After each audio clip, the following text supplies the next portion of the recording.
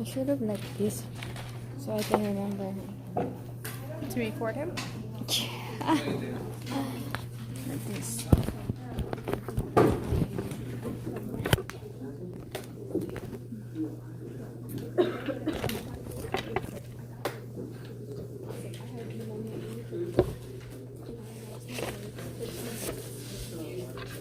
That's gonna be in the exam. I think Out of here. Line number 5. Listen. Oh, next Tuesday. Tuesday. Oh, this Thursday. I thought Thursday today. Lumpy, lumpy, lumpy, lumpy. Put it here. There you go. I'm out of here. It's in YouTube, so. The biology. Damn it, I went to that class and I forgot to bring some things there. Where did you get the necklace? Which one? The last time. I don't know about it. You haven't seen it in the I wouldn't know.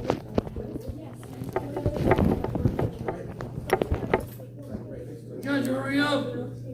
Gotta leave. We're gonna talk about arteries.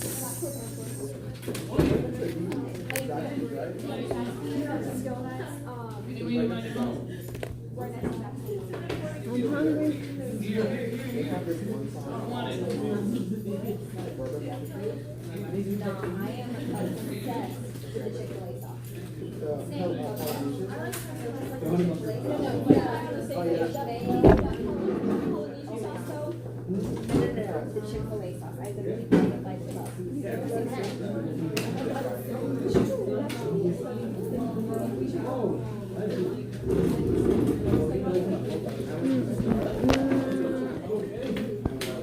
Okay, so let's do this. I read some of that chapter. Hieroglyphics. What? That chapter, chapter 1. That's the most retarded chapter in the whole thing. It's a plumbing chapter. There's a lot of vocabulary words. Plumbing. Right? Go there. Plumbing. You never have to change anything, any plumbing in your house. Not me, I'm the plumber. You never ever in your life have to like anything in your house to help out. Oh, well, I hope. Like you don't take out the garbage or anything like that. Yeah. Did you release? No, I don't do anything. I still there. Yeah, sure. All right. I kind of show you this graphic the other day. I did my own. And as you can see, who has a thicker muscle wall? The arteries. So who handles the pressure? Arteries. The arteries. Who handles the volume? The veins. Exactly. Now, what is it that, what about these guys here? These are the capillaries, and they have how many layers of tissue? One. Just one, the endothelium, which is simple squamous epithelium. Why do we need simple squamous epithelium there? So that it can pass through. Exactly, so we can do the exchange treatment from one side of the epithelium to the other. We cool? Yeah. You said, sorry, you said the arteries handle pressure, and what was the second? The veins And the veins handle handle volume. Remember, where is your blood right now? In your legs, right? Because of the gravity. So the legs, even though this guy says here somewhere that so these guys, the arteries and the arterioles, they have the thicker wall. This is the thing. The elastic business of the arteries that everybody talks about happens at the aorta. That's where you have the elasticity. Because the aorta is going to receive the cardiac output. And the aorta is going to swell, like stretch. And then, systole, diastole. Systole, diastole. Like a Japanese guy. So, we have, since we have to handle pressure, we need to have a thick muscle wall. Now, where are we gonna get most of the elastic distance? At the aorta, because that's the one getting all the chunk of blood from the heart. And I told you that what happened to the old farts Everything? with the blood pressure? What did I tell you about the aorta and the blood pressure with the old farts? Clogged and goes up. No, it's not It clogged. loses elasticity. Exactly, it loses the elasticity. That's what we call arteriosclerosis. Sclerosis means hardening. So there's calcification building up in the aorta, in the wall of the aorta, and the blood vessels gonna get all hard. So they're gonna have a funny pressure of 180 over 80, 190 over 80, and you have to control it. Now, the arteries, they have distributing arteries and all that stuff, great. Now, look at the elastic pieces of the aorta. You see,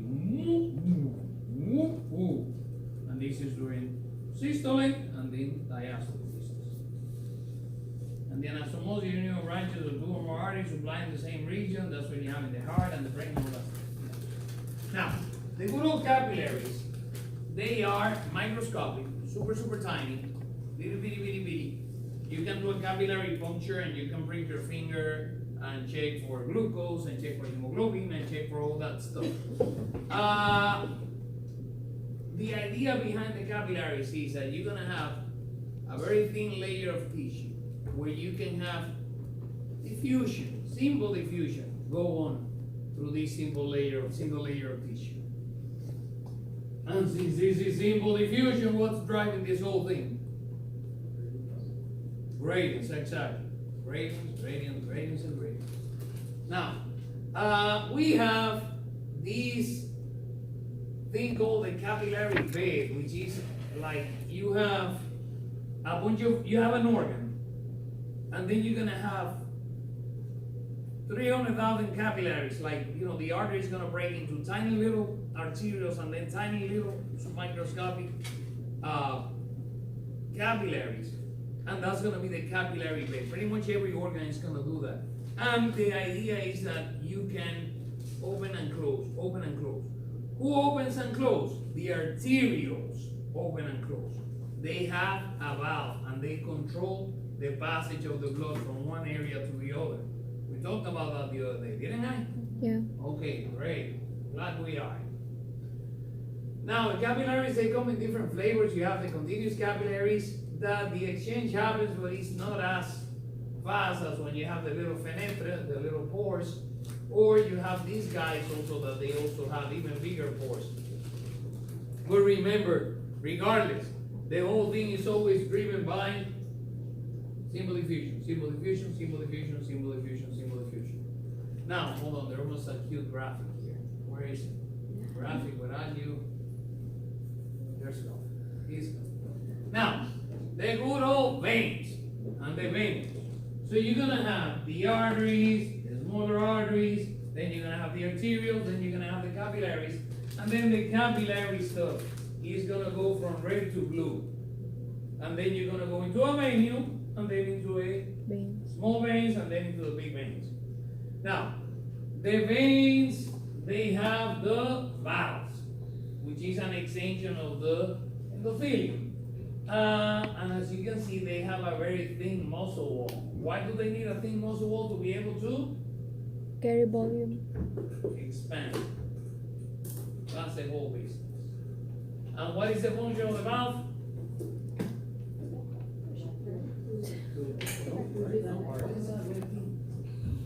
What is it? I'm sorry.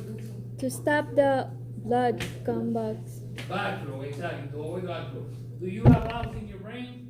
No. Okay, so we call those sinuses. Sinuses. Okay. Now,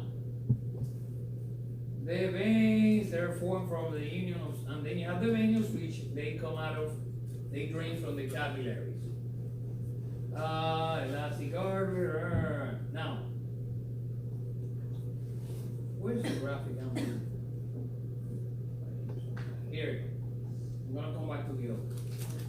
this is the business of, because there's a question about this on the exam next week. Everything moves through simple diffusion. So you have the red stuff, right? Going here from artery and arterial, and then you get to the capillaries. Based on simple diffusion, this tissue doesn't have any oxygen, and this guy has a lot of oxygen. So you're gonna go from a high concentration of oxygen to a low concentration of oxygen. This guy has very bitty bit of glucose. This guy has a bunch of glucose. So, wow. Then this guy is gonna produce a lot of CO2. And there's a little bit of CO2 here, so whoop, the CO2 is gonna go into the thing. And then there's gonna have waste products, and poop and all that stuff, and whoop, into the capillary. And then that's gonna go into a venule to go into the venous system. Now, this is the graphic that's in the book. But I found myself another graphic to help us understand this better. This is what we call the distribution of the blood, the cardiac output. But this, I don't like this graphic because it's incomplete. We give you the real graphic. This I got from the other books. This graphic, it gives you a comparison between the sympathetic and the parasympathetic response. So which one is sympathetic? The right. The one on the right, this one, the motor exercise. And at rest is what you guys are doing now. So, this is the thing. As you can see, about 50% of your cardiac output when you're at rest is between your kidneys and your GI tract. And your muscles, they only get a little bit, you know? The brain, you see that here it says 700 here, and here it says 750. So the brain is usually constant, the coronary is 200 here, and here is 750. You have to increase the blood flow to the heart, because your heart, when you're in sympathetic mode, is working harder. So it needs more munchies. What else is good from here? Now, when you're running, who needs the blood? So look at the 12,500 milliliters of versus 1350 when you're sitting on your butts. You see? Really cute stuff. Now, what is the problem with this business? Your body is smart and retarded at the same time. No, for real. It's super messed up. Who are the two most important organs of your body? Brain and heart. Brain and heart, not heart and brain. Brain and heart. So what happens? When you go into, what is the thing that's going to kill you from this whole thing? From everything. Dehydration. When you go into shock, what is the problem? That your body's going to try to save the brain and the heart. And guess what? In the process, you're going to die. Not of the dehydration, but of the multi-organ failure. Why? Because your body's going to sacrifice the other organs in order to try to save Brain and heart. the brain and the heart, the big guys. So what is the first organ that's going to be sacrificed? The skin. So you're going to go pale. And then, look at that nice 50%. Man, you don't need to eat when you're dying of dehydration, right? You don't need to pee when you're dying of dehydration. Who said that? Nah, what for? But what is the problem? That you're going to see that these patients, they go into hypovolemia. That's the case of dehydration. And then they go into kidney failure. And you don't go without the kidney. It doesn't work. So they die of kidney failure. You know? So much for that, right? So not a good business. What? Your test? Why are people so freaking nasty? That's awesome. Now, even though this guy talks about diffusion, transcytosis, and blood flow, I just like to go with the diffusion business because everything is diffusion. So don't worry about the other two. I don't care. The filtration is driven by pressure and diffusion. So diffusion. So, I don't care about that. Now, this guy contradicts himself because he said at the beginning of the chapter that the veins handle pressure and the arteries handle volume. But it's backwards. Now, did I tell you what is the pressure at the level of the inferior and superior vena cava?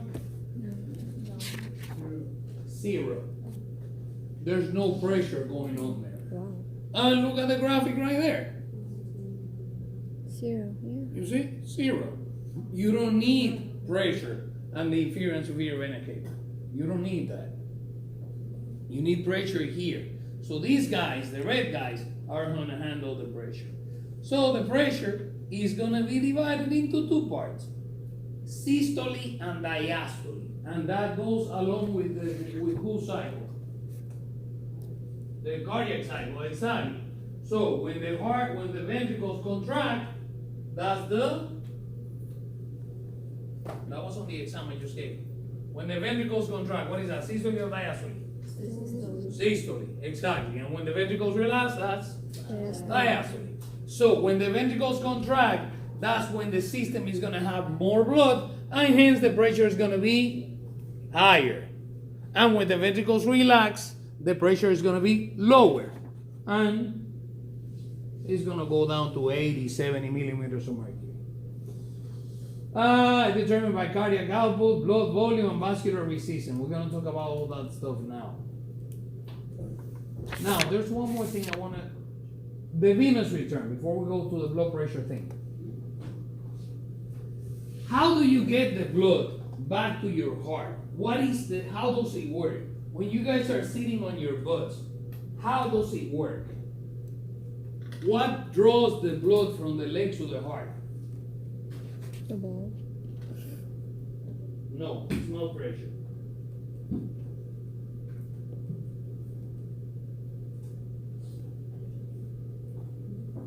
Give me something, please. It's right there on the board. Oh no, it's not there on the board. It's on another slide.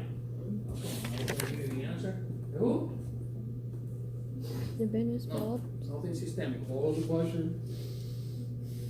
I'm allowed for a repeat. I'm gonna allow you to hit you with my shoe on your head for asking the What question makes the about what? that. What gets the blood from the legs when you're sitting on your butts? What is gonna draw the blood back to the chest, back to the heart? Just not standing up, breathing. It's coming down the veins. We know that. But remember that there's no pressure. So what's pulling the blood from all the way down there, all the way from your little toe all the way to your heart? It's a long way. I mean, look at that guy. How tall are you? 6'4". Holy shit. That's a long way. Hard. Skeletal muscle pump. Hard. Keep going. What skeletal muscle pump? The respiratory pump. The respiratory system. Thank you for reading. Now, whenever you're breathing, you create a vacuum in your chest. What kind of vacuum? A negative pressure vacuum. So, and this is the same way for respiration. We're going to come back to this concept when we do the respiratory system. And the same thing here. You contract the diaphragm. And what is it that you do? You create a vacuum. It's like pulling the envelopes on a syringe. And you create a negative pressure in there. When I'm talking about negative pressure, you create a pressure gradient. So, what is the pressure in the atmosphere at sea level? 760 millimeters of mercury. You see that pressure here is 120. The atmosphere 760. It's quite a jump. So what happens? The lungs, when you contract the diaphragm, you're gonna go down to 753, 752, around there. And that difference creates a gradient. Remember, it's all about the gradients. It's not all about the base, it's about the gradients. So, the good old gradient, in the case of the chest, is going to create this vacuum that is going to pull air from the outside, and at the same time, it's going to draw blood from the lower part of the body towards the chest. But that's not the most efficient way to do this. What is the most efficient way? Use the muscles. What muscles? The leg muscles, exactly. The business of the muscles. And that's why it is so important to exercise. The exercise is gonna squeeze the veins and it's gonna push the blood from the veins upward. That's why, who draws blood here? You do phlebotomy? Who does phlebotomy here? Okay, so what do you, when you put the tourniquet on the patient, what do you ask the patient to do? So why are we asking the patient to do that? So you can pump the blood. Going. Who's pumping the blood? The muscles of the forearm are squeezing the veins on your forearm, and you get That's why more. You go like this, it like pops out. Exactly, that's the idea. You put a tourniquet here, you squeeze here, meaning you're moving all these muscles, and the blood that's sitting here is gonna start moving, and the veins gonna Swell. exactly. Now, so you see how when I tell you that the wall of the veins are thinner, you're gonna see that when you draw blood, you're gonna feel the vein, and the vein you can push it in. It's gonna go. Whoop, whoop. It's very flexible. Now, you try doing that to an artery. Good luck. The artery is gonna be like touching a freaking rock, like doesn't move. So this is vein. The vein. Huh? This is the When you, yeah. arteries, the So running. you have to go back until you get it. This Now. one is more. The business I of just vascular did this. resistance, it's vascular resistance is the resistance, the force that is present against the water that's coming, the blood. Now, what's gonna be in here? The size of the lumen. The lumen is the hole of the inside of the tube. Oh yeah. Blood viscosity. What was the name of that disease that I told you that increases viscosity of the blood? But what? The opposite of anemia? Huh? Polycythemia. Bones. Polycythemia. That's close. Exactly. The polycythemia, where your bone marrow is going to go berserk and you're going to have these excess of red blood cells. But what's the problem? That your blood gets too viscous and it cannot flow easily. No. Let's talk about the clotting business. We talked about, when we're talking about the blood, about certain group of patients that they have hypercoagulability disorders. What is the main cause of this business? The fact that they're sitting on their butts. If you get the vein, the blood from the vein moving, it's not gonna clot. You see? That's why you have to tell these patients, like for example, I had this professor when I was in medical school, the pulmonology guy, that he had to go on a trip to Europe one time. Now, that's sitting on a freaking plane for 9 hours. I can kill somebody like this. So he had to wear these stockings, the pressure stockings, yeah. He had to wear those things during the trip. What is the function of those pressure stockings? To move these things. But when you sleep, you're not moving. How do No, you know you're sleeping?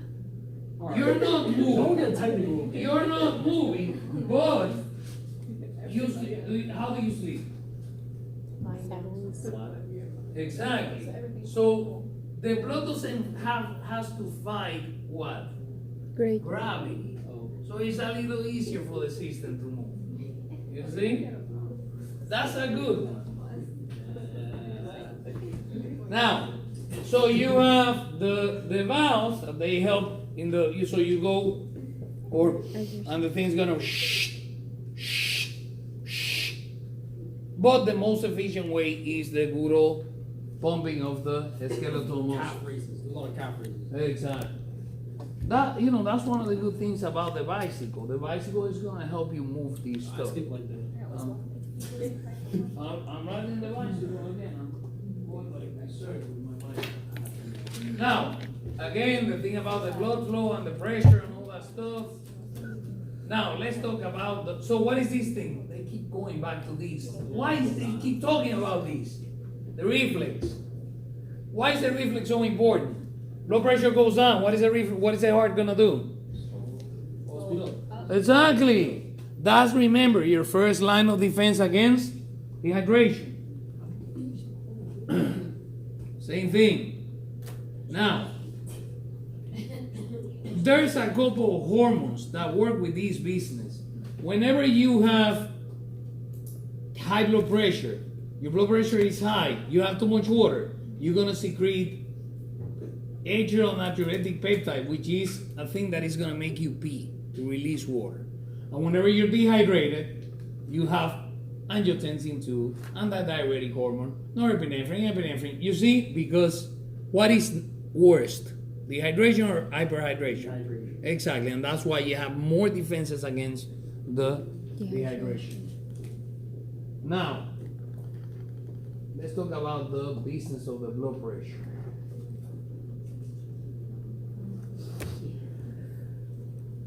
Sleepy. Where's the stupid graphic on blood pressure? Aren't you going back? Yeah, you're so smart.